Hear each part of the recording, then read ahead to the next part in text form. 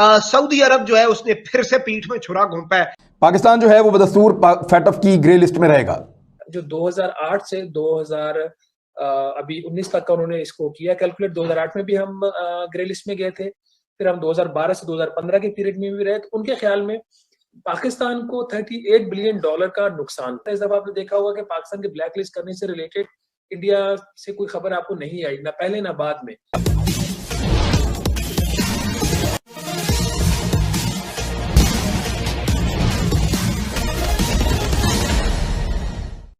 कल एफएटीएफ ने अपना फैसला सुना दिया। पाकिस्तान के लाख हाथ पैर मारने के बावजूद पाकिस्तान एफएटीएफ के ग्रे लिस्ट में बना रहेगा। पाकिस्तान के लोग इस नाकामी को यह कहकर छुपा रहे हैं कि ग्रे लिस्ट में है तो क्या हुआ, ब्लैक लिस्ट में तो नहीं गए, दुश्मनों की साजिश नाकाम हुई। पाकिस्तान की दुश्मनों के कारण नहीं, खुद अपनी गलतियों के कारण पाकिस्तान एफएटीएफ के ग्रे लिस्ट में बना हुआ है। यह 2018 से ग्रे लिस्ट में बना हुआ है। पहले पाकिस्तान भारत को ही दोष देता था कि वही उसका विरोध एफएटीएफ में करता है, पर अब इसमें France, Saudi Arabia, UK, Germany, यहाँ तक कि अमेरिका का नाम भी शामिल हो गया है। इस संबंध में कुछ और चर्चा इस वीडियो ब्लॉग के अंतिम भाग में करेंगे। उसके पहले आइए सुनते हैं कि इस संबंध में पाकिस्तानी मीडिया में क्या प्रतिक्रिया हो रही है। सऊदी अरब जो है उसने फिर से पीठ में छुरा घोंपा है, और मैं ये इत्तलात आपको बड़े वसूख से दे रहा हूं यहां पर बैठ के। सऊदी अरब ने पाकिस्तान का उस तरह साथ नहीं दिया जिस तरह एक दोस्त का साथ देना बनता है, जिस तरह एक मुल्क का साथ देना बनता है, जिस तरह हम एक्सपेक्ट करते हैं एक बराबर इस्लामी मुल्क से, वो भी नहीं हुआ। और यानी ब्लैक लिस्ट में तो पाकिस्तान नहीं गया। पाकिस्तान के जो मुखालिफिन हैं, दुश्मन हैं, वो तो ये चाहते हैं कि पाकिस्तान फैटफ की ब्लैक लिस्ट में चला जाए।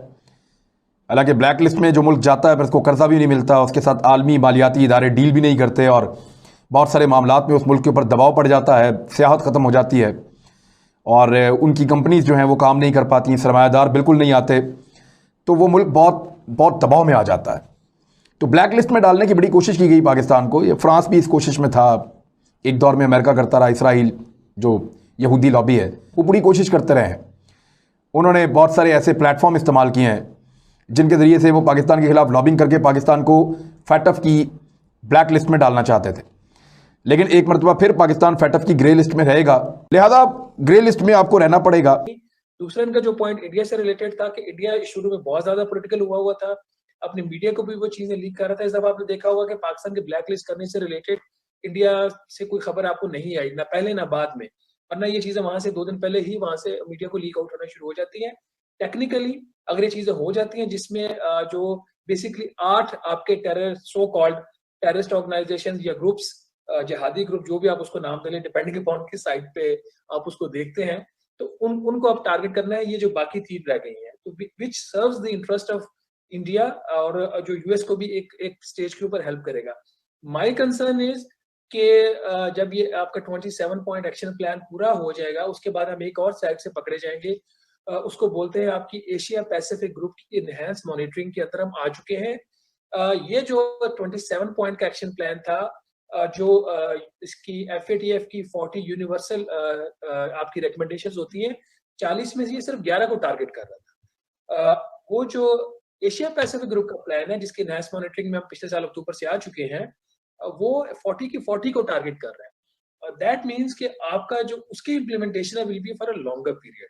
अगर यहाँ से अगर हम निकल भी गए तो एपीजी, जिसके हम वैसे तो मेंबर जो है, हम तो एपीजी के मेंबर है ना, हम एफएटीएफ के मेंबर नहीं है। एपीजी के जरिए हम एफएटीएफ में वहां पे हमारी रिप्रेजेंटेशन होती है, तो एपीजी के जरिए हमारे ऊपर एक चेक रखा जाएगा, क्योंकि इकोनॉमिकली हम बहुत वीक हैं, जो असल पॉइंट है। This was for the first time कि आपके, हालांकि हम 2008 में भी आईएमएफ का प्रोग्राम लिया, उसमें एफएटीएफ की कंडीशन नहीं थी। 2015 में भी, जब 2013 में हमने आईएमएफ का प्रोग्राम लिया था और 12 में हम ग्रे लिस्ट हो गए थे, उसके अंदर एफएटीएफ की कंडीशन नहीं थी। इस दफा के प्रोग्राम के अंदर जो स्ट्रक्चरल बेंचमार्क है आईएमएफ का, उसमें एफएटीएफ की कंप्लायंस भी शामिल है। तो दुनिया में झगड़ा हुआ है, और हमारी खुशकिस्मती ये है कि हम नालायक हैं, तो हम उस शिकंजे में जो है ना बड़े आसानी से आ जाते हैं। तो उनको को बहुत ज्यादा हमारे ऊपर मेहनत नहीं करनी पड़ती। Economically we have become so weak कि we cannot stand without the support of the international financial institution। एक जो प्राइम मिनिस्टर, चले वो पर्सनल बात हो जाती है, गवर्नमेंट ऑफ पाकिस्तान का जो एक मंत्रा जो है ना कि हमारा जो करंट अकाउंट सरप्लस में चला गया है और इकोनॉमी आपकी रिवाइव कर रही है, that is not the case. आप ग्लोबल फाइनेंशियल इंस्टीट्यूशंस के पास उस वक्त जाते हैं कि जब आपको एक्सटर्नल फाइनेंसिंग, आपकी पाइपलाइन इतनी लंबी होती है कि आपको बहुत पैसा चाहिए होता है। Pakistan on an average per year requires about $20 billion. एक जो रिसर्च पेपर सामने आया है, हमारे एक प्रोफेसर है पाकिस्तानी, उन्होंने ये किया और ही इज यूएस बेस्ड। उनके ख्याल में जो 2008 से 2000 अभी 19 तक का उन्होंने इसको किया कैलकुलेट। 2008 में भी हम ग्रे लिस्ट में गए थे, फिर हम 2012 से 2015 के पीरियड में भी रहे। तो उनके ख्याल में पाकिस्तान को $38 बिलियन का नुकसान। तो अब लगभग 3 साल से पाकिस्तान दोबारा FATF की ग्रे लिस्ट में है, पौने 3 साल हो गए हैं, और पाकिस्तान को ग्रे लिस्ट में रहने की वजह से बड़ी कड़ी शराइत हैं आलमी मालियाती इदारों की, जिन पे अमल दरामद करना होता है, और उन शराइत की वजह से कारोबारी हजरात, बड़ी बड़ी कंपनीज और जो हमारी मईशत है वो दबाव में रहती है, और बहुत सारे शोबों में पाकिस्तान को नुकसान होता है। सियाहत में भी नुकसान होता है, दीगर और शोबों में भी होता है। कड़ी शराइत होती हैं, मुश्किल शराइत होती हैं। तो पाकिस्तान ने बहुत कुछ खोया है FATF की ग्रे लिस्ट में रहने की वजह से। इंडिया ने जो 370 आर्टिकल 370 किया, उस पे वो बिल्कुल ही एक इशू को ले गए, और पाकिस्तान में रियलाइजेशन हुई कि अब हम जितना भी तोड़ मरोड़ कर लें, अभी मिलिटरीली तो हम इसका जो मामला है वो हल नहीं कर सकते। और एक पोजीशन नहीं ली गई। जैसे ही इमरान खान गवर्नमेंट आई, साथ ही एक नई पोजीशन बताई गई कि जी अब हम डिप्लोमेटिकली इसको लड़ेंगे। अब ये नैरेटिव्स की बैटल है, ये बिल्कुल और तरीका है जिससे लड़ा जा रहा है। तो पहली कोशिश देखें ना जी, ये है कि आप कश्मीर जो है वो मिलिटरीली बिल्कुल भूल जाएं, नहीं ले सकते आप। और दूसरी एक रियलाइजेशन जो है वो ये है कि इतने बुरे इकोनॉमिक हालात में आप ना डिप्लोमेटिकली लड़ सकते हैं जंग, और ना मिलिटरीली लड़ सकते हैं। तो उसको आपने ठीक करना है। आप लोगों को ज्ञात ही होगा कि पाकिस्तान 2018 से ही FATF के ग्रे लिस्ट में बना हुआ है। ऐसा नहीं है कि वह पहली बार ग्रे लिस्ट में गया है।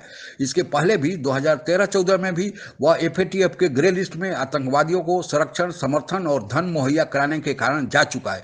कोई भी देश अगर एक बार FATF के ग्रे लिस्ट में चला जाता है तो बाहरी देशों से उस देश में इन्वेस्टमेंट आना मुश्किल हो जाता है, तथा अंतर्राष्ट्रीय वित्तीय संस्थाएं जैसे IMF, वर्ल्ड बैंक से भी ऋण प्राप्त करने में कठिनाई होती है। लेकिन पाकिस्तान की अभी ऐसी आर्थिक अवस्था है कि उसे ऋण की बहुत ज़्यादा आवश्यकता है। इसी कारण पाकिस्तान में बेचैनी ज़्यादा है। पाकिस्तान अपनी करतूतों के कारण ग्रे लिस्ट से ब्लैक लिस्ट में भी जा सकता था, पर ब्लैक लिस्ट में जाने से बचने के लिए 3 वोट की आवश्यकता होती है। चीन, तुर्की और मलेशिया, इन 3 देशों के समर्थन के कारण पाकिस्तान अभी तक ब्लैक लिस्ट में नहीं जा पाया है। लेकिन ग्रे लिस्ट से बाहर आने के लिए 12 वोटों की आवश्यकता होती है, लेकिन पाकिस्तान उसका जुगाड़ अभी तक नहीं कर पाया है। जहां तक भारत का सवाल है, भारत FATF के संस्थापक सदस्यों में से है और FATF का फुल मेंबर है। पाकिस्तान को अभी तक FATF की फुल मेंबरशिप नहीं प्राप्त हुई है।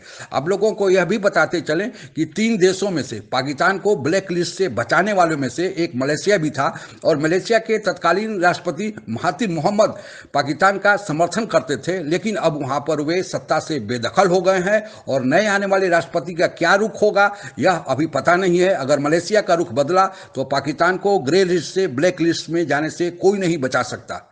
इसके अतिरिक्त अमेरिका के एक पत्रकार डैनियल पर्ल के हत्यारों को सजा न दिला पाने, अफगानिस्तान में अमेरिका की मदद न करा पाने के कारण अमेरिका भी नाराज है। साथ ही जहां FATF की मीटिंग चल रही है, वह देश फ्रांस भी पाकिस्तान से नाराज है, क्योंकि फ्रांस के राजदूत को निकालने के लिए पाकिस्तान में आंदोलन चल रहा है। अब जो स्थिति बनी है उससे तो यही लगता है कि अगर ब्लैक लिस्ट में पाकिस्तान नहीं गया तो ग्रे लिस्ट में बना ही रहेगा, और यह सारा दोष पाकिस्तान की अपना है, लेकिन उसके लिए वह भारत को ही दोषी मानेगा। आज के लिए बस इतना ही। आप अगर हमसे जुड़ा रहना चाहते हैं तो कृपया मेरे चैनल को सब्सक्राइब करें तथा बेल आइकन भी दबा दें, ताकि नई वीडियो की जानकारी तुरंत आप तक पहुंच जाए। धन्यवाद। जय हिंद।